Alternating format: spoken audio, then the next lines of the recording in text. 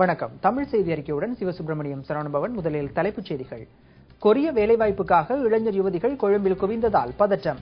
உயர்தர பரீட்சை இன்று ஆரம்பம். கட்சியிலிருந்து பிரிந்து சென்றோருக்கு சஜித் மீண்டும் அழைப்பு. அவை தலைப்புச் செய்திகள். இனி விரிவான செய்திகள்.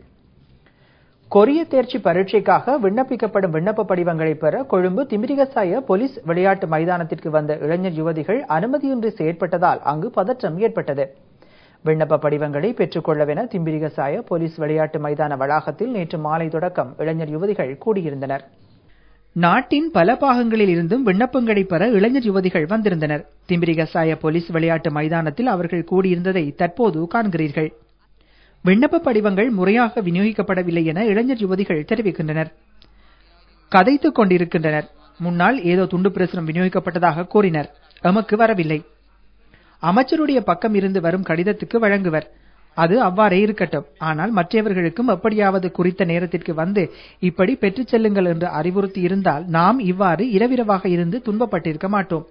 நான் அதிகாலை 3 மணிக்கே வந்தேன். மலசல கூட வசதி இல்லை, குடிநீர் இல்லை. 2000 பேருக்கு பின்னர் நான் உள்ளேன். இன்று காலை விண்ணப்ப படிவங்கள் வழங்க ஆரம்பிக்கப்பட்டதை அடுத்து அங்கு பதற்ற நிலை ஏற்பட்டது. இது தொடர்பில் நாம் வெளிநாட்டு வேலைவாய்ப்பு பணியகத்திடம் வினவிய போது விண்ணப்ப படிவங்கள் விநியோகிக்கவென நாடு முழுவதும் 28 மத்திய நிலையங்கள் அமைக்கப்பட்டுள்ளதாக அறிவிக்கப்பட்டது. அதனால் வெளி மாவட்டங்களில் உள்ள எவரும் கொழும்பிற்கு வர வேண்டிய அவசியம் இல்லை என பணியகம் குறிப்பிட்டது.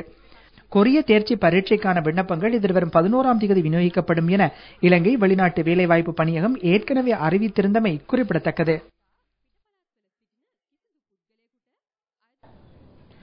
நாட்டின் தலைநகரான கொழும்பு அரசாங்கத்தின் நிதியை மாத்திரம் பயன்படுத்தி ரம்யமான நகரமாக மாற்றப்பட்டது என பாதுகாப்பு செயலாளர் கோட்டாபே ராஜபக்ஷ தெரிவித்துள்ளார். மேல் மாகாண சபை கேட்போர் கூடத்தில் அண்மையில் மேல் மாகாண சபை உறுப்பினர்களை சந்தித்த போதே அவர் இவ்வாறு தெரிவித்தார். கொழும்பு ஏன் அழகாக இருக்க வேண்டும் என எம்மில் பலர் சிந்திக்கலாம். கொழும்பை அழகுபடுத்தினால் வாக்குகள் கிடைக்காதென சிலர் நினைப்பதுண்டு. ஆனால் இங்கு வந்த ஜனாதிபதிகள் கொழும்பு மாறிவிட்டது என்பதையே எமது ஜனாதிபதிக்கு முதலில் கூறினர். கொழும்பு நகரசபை இதற்கு முன்னர் ஒதுக்கியிருந்த நிதியை பயன்படுத்தியே நாம் இந்த நகரசபையை இவ்வாறு மாற்றியுள்ளோம். நிர்வாகம் இல்லாமை, கண்காணிப்பு இல்லாமை, இவை அனைத்தையும் சரி செய்து எமக்கு இந்நிலைக்கு மாற்ற முடிந்துள்ளது.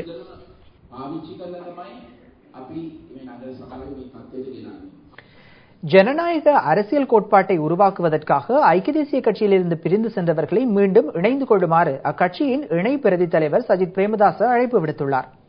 சூரியவெவ பிரதேசத்தில் கட்சி உறுப்பினர்களை சந்தித்து உரையாற்றிய போதே அவர் இந்த அழைப்பை விடுத்தார்.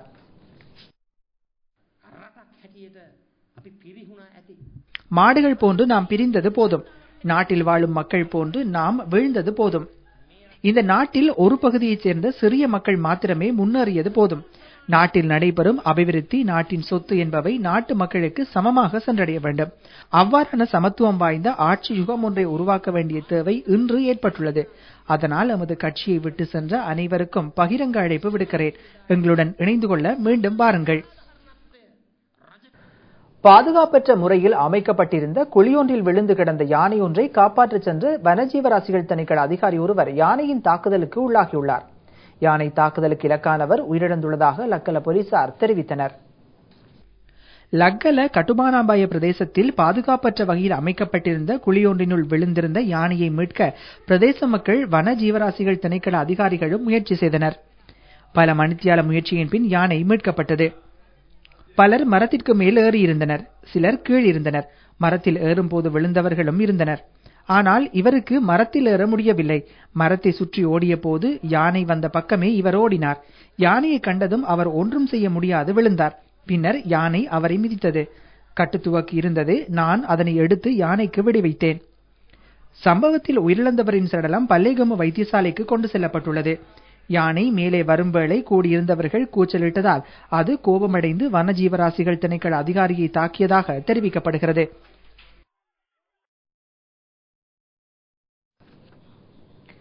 இரண்டாயிரத்து 11ஆம் ஆண்டுக்கான கல்வி பொதுத்தராதர உயர்தர பரீட்சை இன்று ஆரம்பமானது. இப்பரீட்சை இன்று முதல் செப்டம்பர் 3ஆம் தேதி வரை நடைபெறும் என பரீட்சைகள் திணைக்களம் அறிவித்துள்ளது. இம்முறை கல்வி பொதுத்தராதர உயர்தர பரீட்சையில் 2,94,861 மாணவர்கள் தோற்றுகின்றனர். இதற்காக நாடளாவிய ரீதியில் 2400 பரீட்சை நிலையங்கள் அமைக்கப்பட்டுள்ளதாக பரீட்சைகள் திணைக்களம் தெரிவிக்கின்றது. இதேவேளை புனர்வாழ்வு அளிக்கப்பட்ட 360 முன்னாள் போராளிகளும் இம்முறை கல்வி பொதுத்தராதர உயர்தர பரீட்சையில் தோற்றுகின்றமை விசேட அம்சமாகும். இவர்களுக்கென வவுனியா தமிழ் மகா வித்தியாலயத்தில் 2 பரீட்சை நிலையங்கள் அமைக்கப்பட்டுள்ளதாக பரீட்சைகள் ஆணையாளர் நாயகம் அனுர எதிர்சிங்க தெரிவிக்கின்றார். இம்முறை ஆள் அடையாளத்தை உறுதிப்படுத்தும் தேசிய அடையாள அட்டையோ அல்லது கடவுச்சீட்டையோ சமர்ப்பிக்காத பரீட்சார்த்திகள் பரீட்சை எழுதுவதற்கு அனுமதிக்கப்பட்டாலும் அவர்களின் பரீட்சை பெறுபவர்கள் இடைநிறுத்தி வைக்கப்படும் என பரீட்சைகள் ஆணையாளர் மேலும் தெரிவித்துள்ளார்.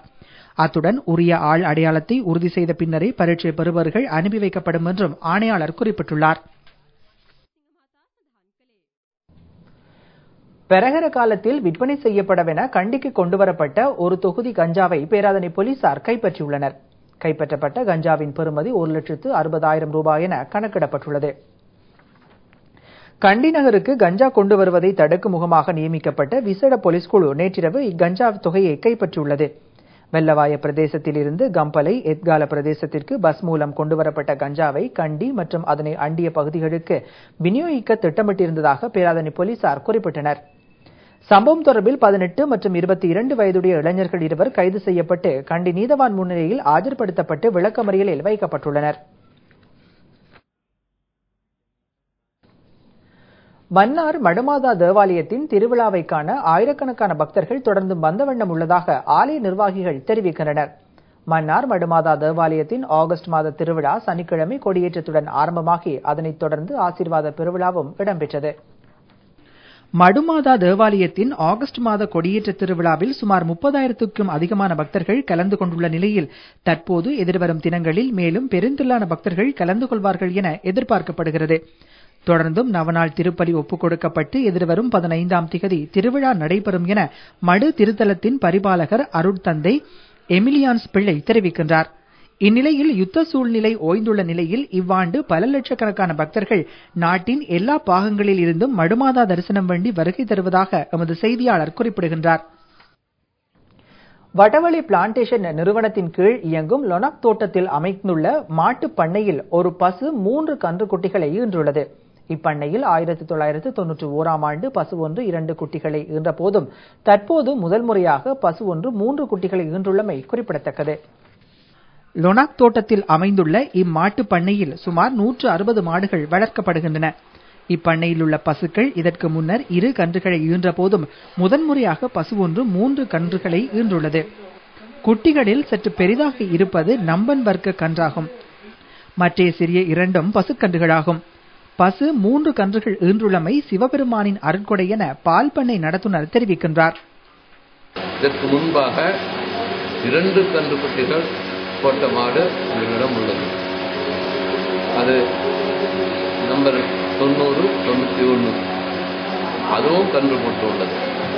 இன்று அதிசயமாக 60ஆம் நம்பர் மாடு 3 கன்றுக்குட்டிகளை போட்டுள்ளது. இலங்கையில் மிகவும் சரித்திரத்திற்கு உட்பட்ட ஒரு விஷயமாகும். இது எம்பெருமான்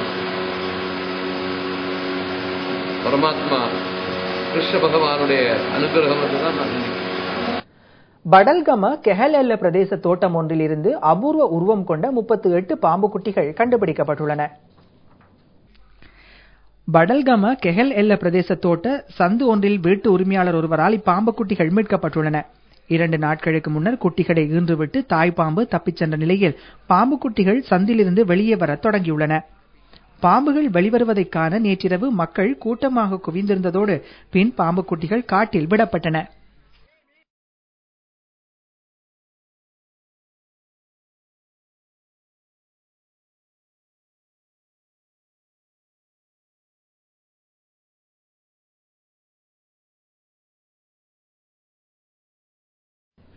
நாட்டின் பல்வேறு பாகங்களிலும் இடம்பெற்ற சில முக்கிய செய்திகளின் தொகுப்பு அடுத்து. இடவசதி அமைத்து தருமாறு கோரி மட்டக்களப்பு மஞ்சந்தொடுவாய் தொழில்நுட்ப கல்லூரியில் செயற்பட்டு வரும் மட்டக்களப்பு தேசிய உயர் தொழில்நுட்ப நிறுவக மாணவர்கள் மற்றும் HHDA மாணவர்களும் நேற்று கல்லூரிக்கு முன்னால் மறியல் போராட்டம் ஒன்றில் ஈடுபட்டனர். தனியாக வேறு கட்டிட தொகுதியில் இயங்க வேண்டிய தேசிய உயர் தொழில்நுட்ப நிர்வாகம் இடமின்மையால் நீண்ட காலமாக தொழில்நுட்ப கல்லூரியின் வகுப்பறைகளிலேயே இடம்பெற்று வருகின்ற போதிலும் எதுவித அடிப்படை வசதிகளும் கிடையாது என மாணவர்கள் தெரிவிக்கின்றனர். தற்போது இந்நிறுவனத்திற்கென தாழங்குடாவில் அமைக்கப்பட்டு வரும் கட்டடத்தை பூர்த்தி செய்து தருமாறும் ஆர்ப்பாட்டக்காரர்கள் கோரிக்கை விடுத்துள்ளமை குறிப்பிடத்தக்கது. அக்குரண பைத்துல் மல் நிதியத்தின் ஏற்பாட்டில் விசேட ரமலான் மாதத்தை முன்னிட்டு அக்குரண மர்ஹாஃபா மண்டபத்தில் இலவச மூக்கு கண்ணாடிகள் வழங்கி வைக்கப்பட்டன. இதன்போது அக்குரண வாழ் மக்கள் பரிசோதனைக்கு உட்படுத்தப்பட்டதோடு இலவச மூக்கு கண்ணாடிகளும் வழங்கி வைக்கப்பட்டன. ஆஸ்திரேலிய ஒலிபரப்பு கூட்டுத்தாபனத்திற்கு எதிர்ப்பு தெரிவித்து ஆஸ்திரேலியாவில் உள்ள இளைஞர்கள் சிலர் ஆர்ப்பாட்டம் ஒன்றை மேற்கொண்டனர். பிரித்தானியாவின் சேனல் 4 வெளியிட்ட இலங்கையின் கொலைக்களங்கள் என்ற ஆவண திரைப்படத்தை ஆஸ்திரேலிய ஒலிபரப்பு கூட்டுத்தாபனம் தமது தொலைக்காட்சியில் ஒளிபரப்பியது. இதற்கு எதிர்ப்பு தெரிவித்தே அங்குள்ள இளைஞர்கள் சிலர் ஆர்ப்பாட்டத்தில் ஈடுபட்டனர். ஆஸ்திரேலிய ஒலிபரப்பு கூட்டுத்தாபன வளாகத்தில் ஒன்றிணைந்த இளைஞர்கள் எதிர்ப்பு பதாதைகளை ஏந்தி எதிர்ப்பு கோஷங்களையும் எழுப்பினர்.